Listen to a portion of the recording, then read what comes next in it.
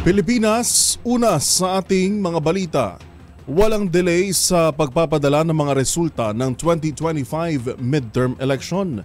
Yan ang tiniyak ni COMELEC Chairman George Garcia at nilinaw na nakasend to all ang bagong teknolohiyang ginamit ng COMELEC mula sa Electoral Board patungo sa mga receiver nito. Ang paliwanag ni Chairman Garcia, tinutukan ni Boy Gonzales. Tiniyak ni COMELEC Chairman na George Erwin Garcia na walang naging delay o glitch sa pagpapadala ng election result mula sa iba't ibang presinto papunta sa kanilang central server at iba pang servers. Sa bagong teknolohiya niya ay send to all.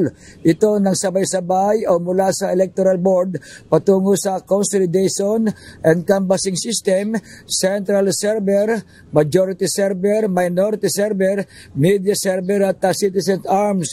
Nilinaw ni Garcia na walang nangyaring dagdag bawas sa pagpapatuloy ng bilangan ng mga boto ngayong 2025 midterm election. Sa press conference, sinabi ni Garcia, hindi nalinis ang program ng iba't ibang entity kabilang ang media kaya't na doble ang bilang na mula sa presinto. Dagdag pa nito na real time ang inilalabas na bilang ng COMELEC na makikita sa kanilang website at hindi sila naglalabas ng ranking.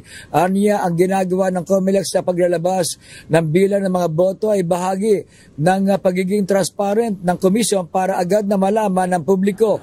Sabihin na po natin na 80,000 na presinto, sana dapat ang lahat na natatanggap ng media coming from their servers ay 80,000 din. Hindi tayo dapat nagkakalayo. Kaya lang sumobra sa akin 5 milyon sapagkat ito ang dahilan. Sapagkat hindi nagkaroon ng sinasabing program para lang malilinis yung nadodoble as a result of processing. Sinabi pa ni Garcia na kinausap niya ang mga naglalabas ng partial, unofficial result na linisin ang kanilang program upang hindi madoble ang naipapadala ng kada presinto.